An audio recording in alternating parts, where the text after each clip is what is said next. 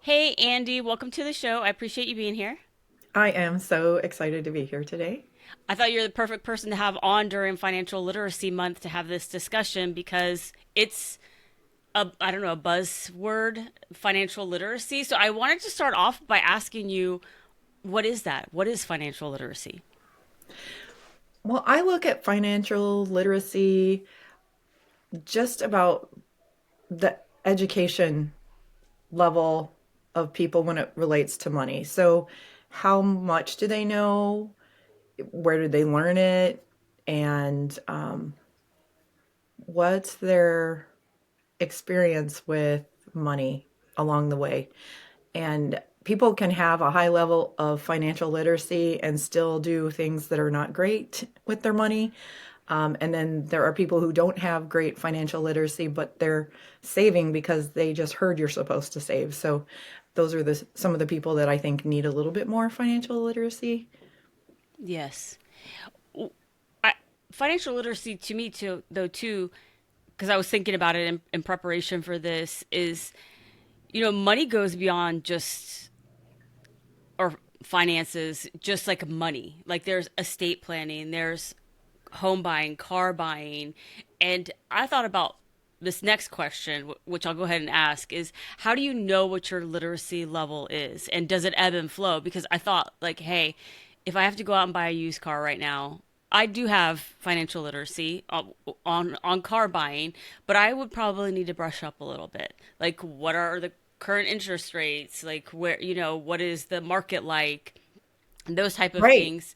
So, but how do you know what you're what you're where you're at? Well, and some of that is, hey, I know a little bit. Where do I go to find more information? Like that could be part of financial literacy too. Funny thing is, I just bought a car, Lacey, Oh, you did? and I have a few students that are one used to sell cars. So I spent some time talking to her about, hey, this is what I'm thinking. This is what and then I have another friend who's an AFC who just bought a car and we talked about looking at the invoice and figuring out what the best price is. So knowing your financial literacy level, even if you think it's high, there's always something new to learn. I, I've been in this field a long time and I really feel like that's really helpful to be refreshed and look at current trends and things too, and know how to search for those things.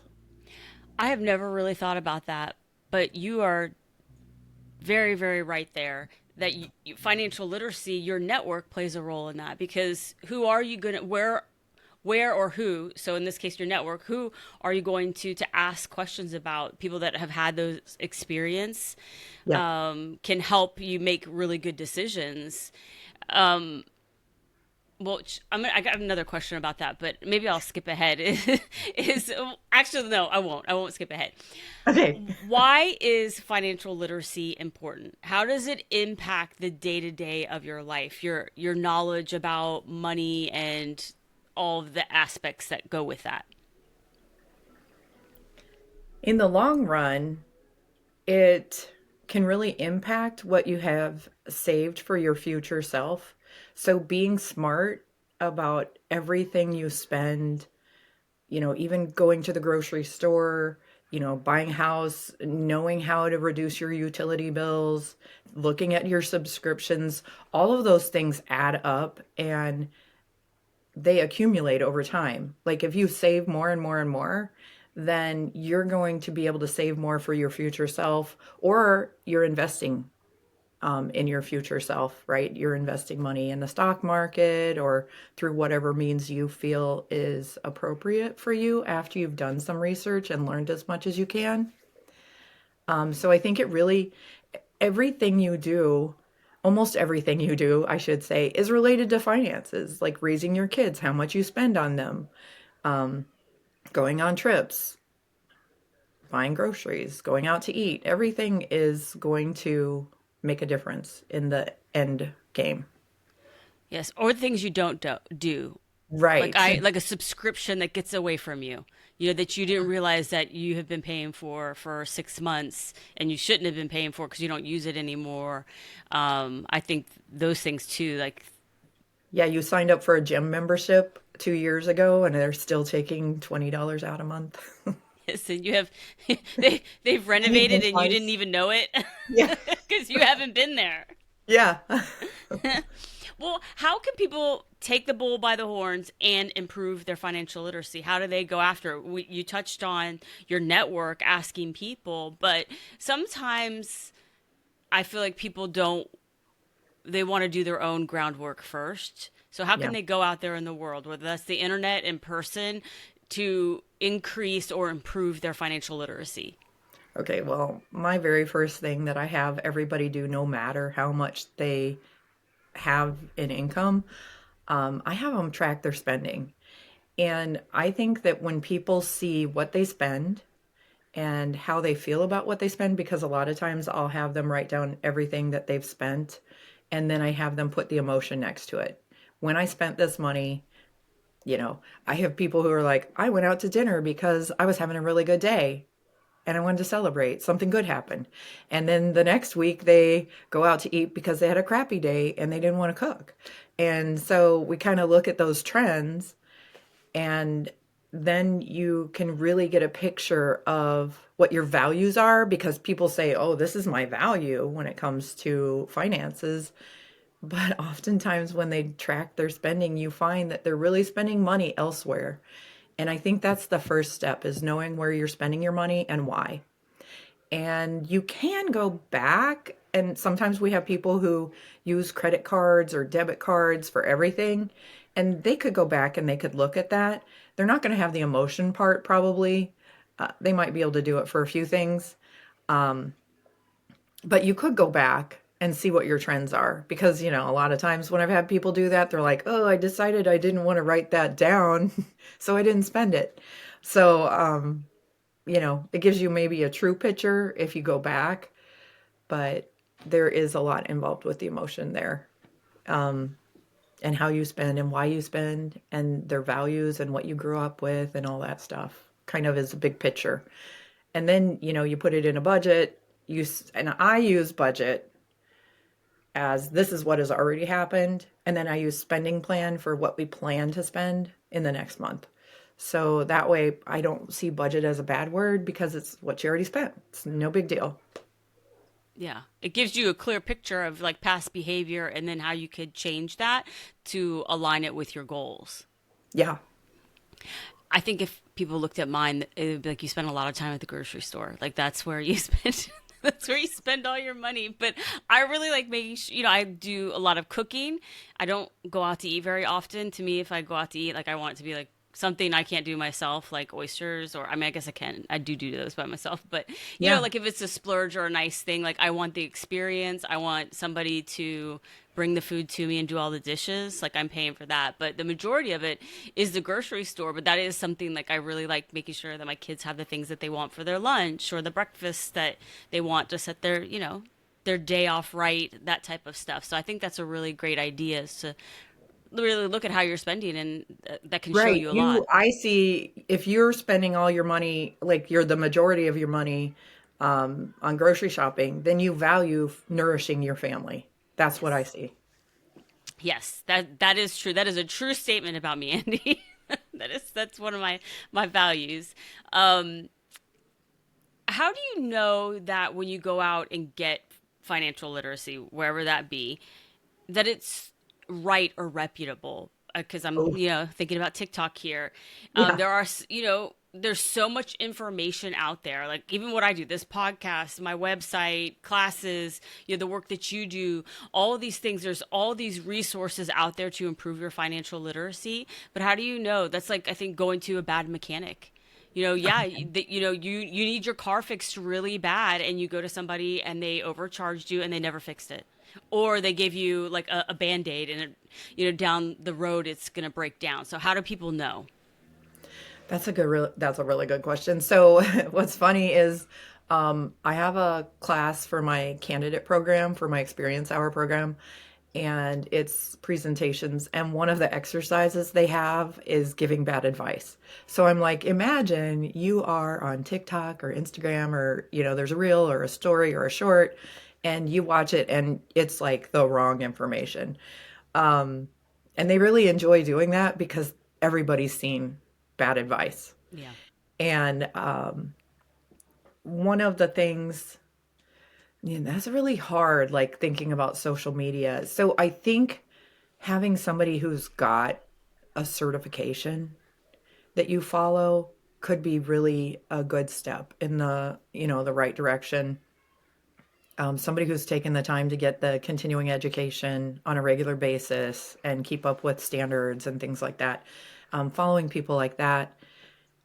If you're going to websites, I know, you have a big military following, right? I make sure programs are like government approved. So maybe it's a nonprofit in the field, an extension program, a government program, things like that. They're not generally going to have misinformation. Every once in a while, something like that gets updated and they're not up to date yet. But for the most part, they really work hard to make sure the information they give is correct and timely. Do you think that a person's self esteem or self confidence plays a role in seeking out financial knowledge and making improvements? I feel like if maybe you're confident, that will look a little different than if you have less confident. Right, right. I would say there are people who are afraid to reach out to get help because they don't want to look like they don't know anything. But that's what the financial professionals are for, like the accredited financial counselor, the MQ, the military qualified, CFPs. They're there to help you. They specialize in learning and knowing so that they can help you. But I do feel like people who aren't as confident maybe feel a little uncomfortable, kind of getting started. And hopefully, this is part of what I teach in my experience program is building rapport, building client trust, and learning how to communicate to clients. If you can do that in an appropriate way, I think it helps ease their mind a lot. But the other thing is sometimes people are super confident and they don't think they need any help or information. And that could be true, but I know most of the financial professionals I know actually reach out and use financial professionals as well. So they're, kind of getting another set of eyes on their information and their plan.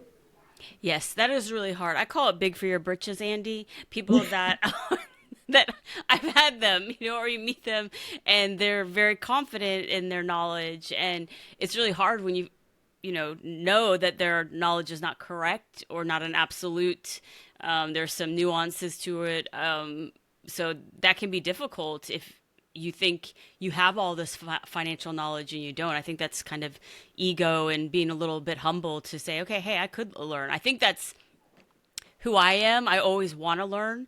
I feel like everybody has a different perspective, but also things change. So that's a good point in your financial literacy. Like you may have really have it all figured out, but things change. I mean, even if you're a really great investor, a lot of things have changed, in the last 20 years about investing using technology and stuff like that. So that's a very good point.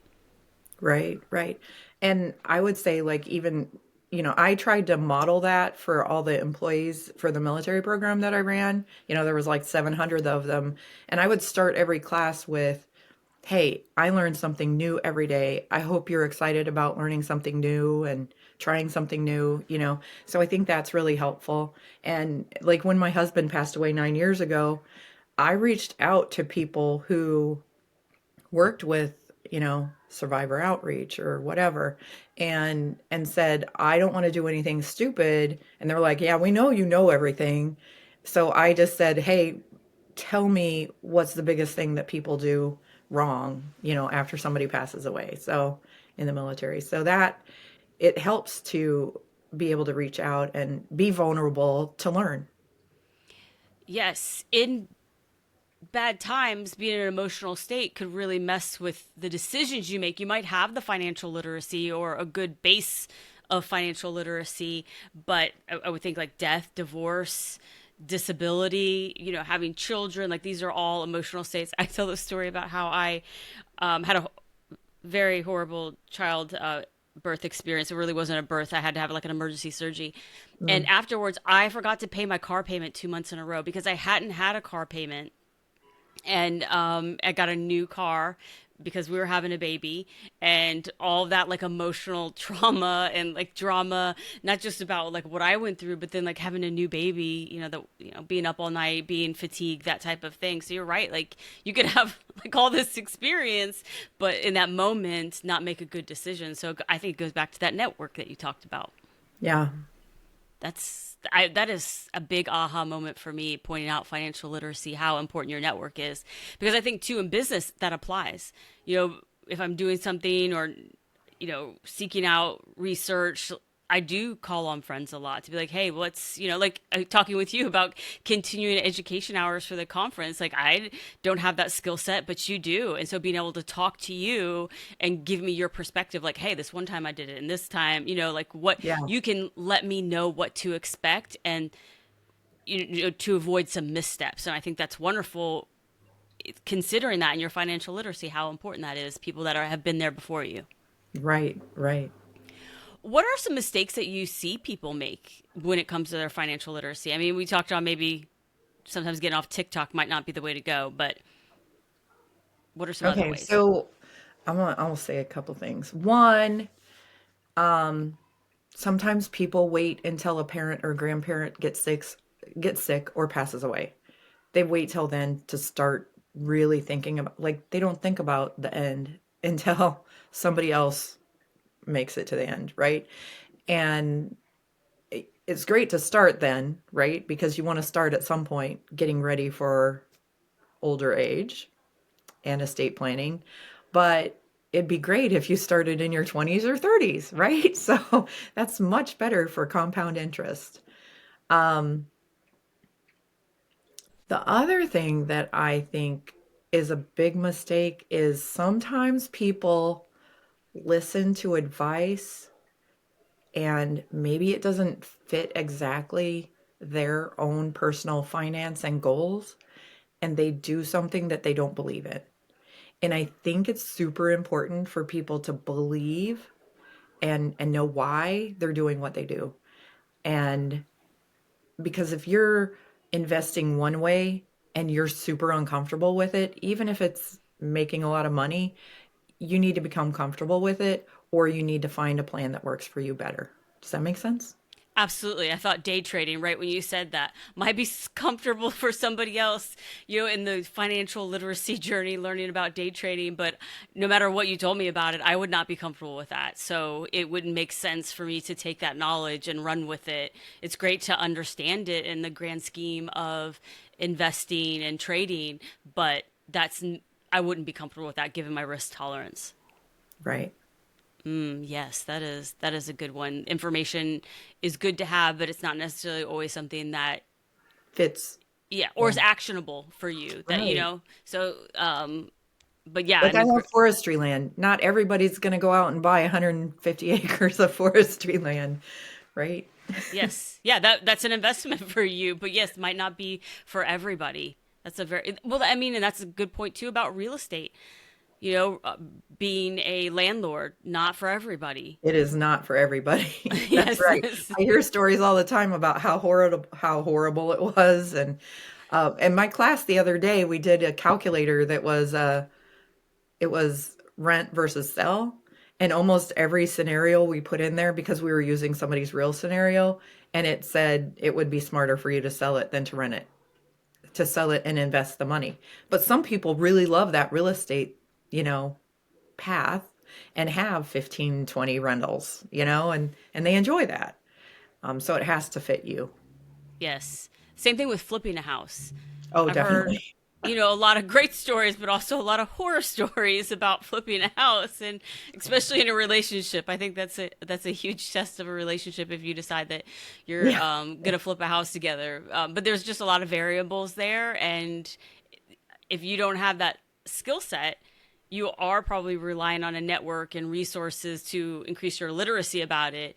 But just think there's gonna be a lot of hard lessons there. But I know There this. there are. There are. My Yeah, husband and I lived through it, but that was mostly because I did all the work and he just shut up. and he would help me pick colors or backsplash or whatever. We've done it for 4 houses, so I lived through that. No, that's not for me. That's Yeah, definitely not for me. that was I enough. yes, I decided that was enough. 4 was enough. that is something that I am comfortable with myself. Like that's not me. Like I'm not that girl. Like I wouldn't be comfortable with that, and that would be more stressful to me. Other ways I could, you know, push through. Like some people probably be like, I would never put on a conference, and I people tell me that a lot, and I'm like, I don't know. It just works for me. So Yeah, I'm going to learn from you on that one because yeah, I have yeah. an idea. Oh, I But can't wait to hear it. But yeah, so I think too that's a good point about like knowing yourself and seeking out information, but being true to who you are and knowing what you're gonna do. That's just like, hey, I'm gonna lose 100 pounds or 50 pounds or whatever it is. You might be able to do it, but in this one way, but another person isn't gonna lose 50 pounds in that way. So you have to do what works for you. right. For people listening right now that are wanting to get started, how can they do this and what's a realistic pace? Going back to that signing up for gym membership and not going. You don't want to be like, hey, every day I'm going to read for 1 hour about money. That might not be a pace that you can keep. Like, how can people get started and keep going? Well, there are a lot of good podcasts out there like this, right? So, Thank you. Good plug. Good um, plug. there you go, right? There is a lot of really good listening and watching, right, that are out there. Um, Finding somebody who's reputable, right, that has a certification to learn from, I think is a really good start.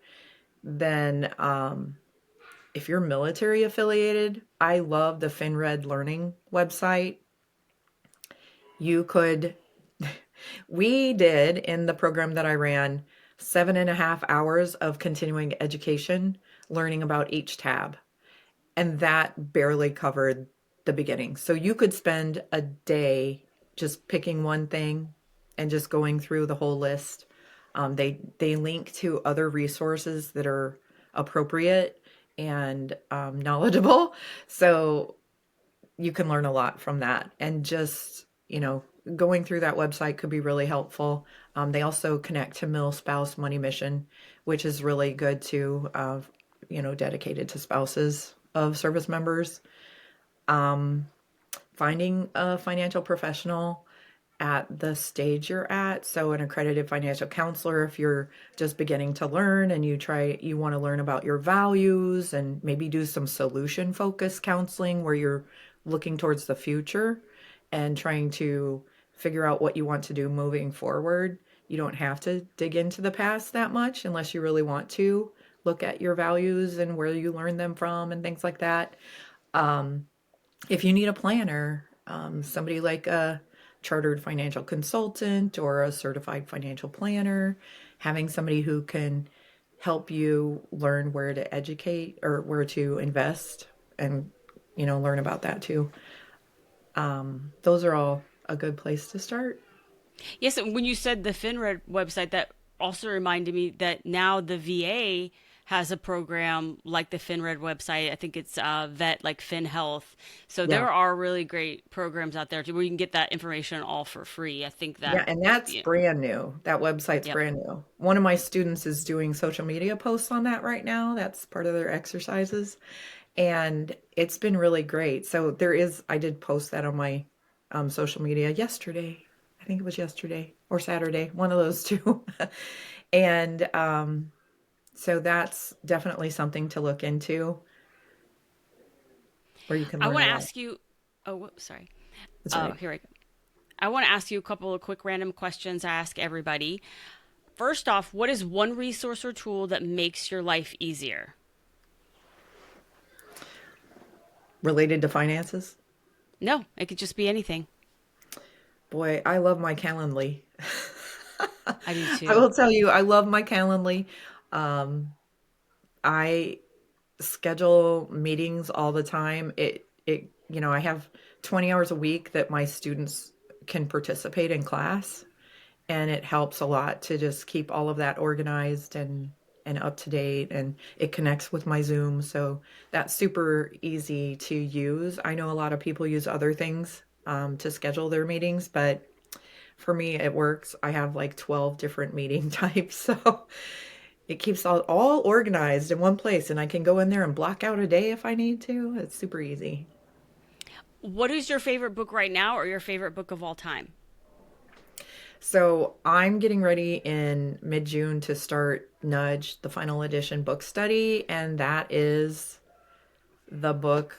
So I've been doing book studies for finances since 2021, and that's the book I did 2 years ago, and it has stuck with me because a lot of it has to do with ethics and how we help guide our clients and by giving them a nudge, right? So we can say this or this or this are options for you, but what if I left out two options that might have been good for that person? And so that has an ethics piece to it, which I really love. And it was a really great discussion with all the professionals that have done that. And so that one has really stuck with me, and I didn't think it would, because I've done many other good books over the years. So I've never read that one. I'll be sure to put a link in the show notes for everybody so we could all check it out. yeah, it's a All great right. book. Now it is time for my favorite part of the podcast, which is game time. And Okay. today, in honor of your visit, we are actually going to do a repeat trivia, exact same trivia, because last week I had Laura early on, another military spouse from Wise Advise and Assist Team, and she lives in North Carolina. I live in North Carolina. You live in North Carolina. So I thought, why don't we see how Andi does on the trivia compared to how Laura did on the trivia? I'm not going to tell you how she did because I don't Okay. want it to get in your head and mess up your game. But I was thinking about it. Are you originally from North Carolina, or are you like all of No, us that just got brought here by the military? no, my husband was from here. And so we bought a house here while he was active duty. And then we ended up here after he medically retired. So, and I like the weather because I'm from the Yes. Midwest where you could have 6 foot snowdrifts in front of your garage. Yes. And I'm like, I didn't mind giving up my snowblower. Yeah. And it's great. You could be at the beach in Two one day. hours, Yep. two Or you could hours be to in the the beach, mountains. Yep. 3 hours to the mountains. I love Yep. it. Good location. Okay. So I'm going to give you five questions with multiple Okay. choice answers. And if you get three out of the five correct, you get bragging rights that you won game time on the MILMO Show, which I'm working on stickers. So we'll see. Number one, what is the state bird of North Carolina? Is it A, the cardinal, B, the mockingbird, or C, the blue jay? The Cardinal. That is correct. Yay, clap, clap, clap. Okay, number two, which of these is not one of the towering statues of North Carolina's commemorative quarter? Okay, so which of these is not? Is it A, the Wright brothers, B, Michael Jordan, or C, Cherokee Nation? Cherokee Nation. No, it is actually Michael Jordan. I know. That's, He's from Wilmington. I know that one. I feel like everybody's I like, haven't seen a statue, but everybody's like Michael Jordan is a bigger star than the entire Cherokee Nation or the Wright no. brothers. Oh Yes. man. Okay. So Okay. number three. What is the largest city in North Carolina by population? Is it A, Raleigh, B, Charlotte, or C, Greensboro? I'm gonna guess Charlotte. That is correct. Yes, I figured you could rule out Greensboro. Okay. I've driven through there. Well, I was telling Laura that Charlotte is one of the biggest financial hubs on the East Coast outside It of New is. York. Yeah, it So, is a big one. yeah. Okay, number four. The Cape Hatteras Lighthouse is located on which North Carolina barrier island? Is it A, Bogue Banks, B, Hatteras Island, or C, Ocracoke Island? It's Ocracoke, right? No, it It's is Hatteras. Hatteras. Yes, it's Well, Hatteras. that was a trick question, Yes, Lacey. yes. I'm like, you made me like go question. I've driven through there. Okay, last one, and this is for the win, Andy. I'm a loser so far. No, not yet. Okay. Not yet. You're still in the game. You're still in the game. Okay, number five. Which one of North Carolina's universities is the oldest state university in the country? Is it A, Chapel Hill, B, Appalachian State, or C, UNC Wilmington? Chapel Hill. That is correct. I was like, you have to get this one. I'm like thinking Wake Forest, Yeah, no. Elon. No, It was founded in I'm going through all the 1789. colleges thinking before you ask. Yeah. No, no, Chapel Hill. So you get bragging rights that you won game time on the MILMO Show, and Laura also got bragging rights that she won, but she got the cardinal wrong. She got the cardinal wrong. So, Yeah, I was like the Wren, because Wren, that's South oh yeah, Carolina. It's South yes. Carolina. I Yeah. wouldn't have known that. I would not That have one known. I know. I know that their state flag has the palmetto tree. I do know that. So, Yeah. okay. Well, I really appreciate you playing the game and being on the show, Andy. Can you tell everybody listening where they can learn more about you and what you're up to? Well, I would say I'm probably most active on LinkedIn, but I did just start Instagram, which is Andi Wrenn, and so we'll see what that looks like in the future as I get going a little bit better. But LinkedIn, I'm definitely very active there. Yeah. Well, I'll definitely put links to those in the show notes for everybody so they can connect with you. Thank you again, Andy. I really appreciate you being on the show. Thank you. Have a great day.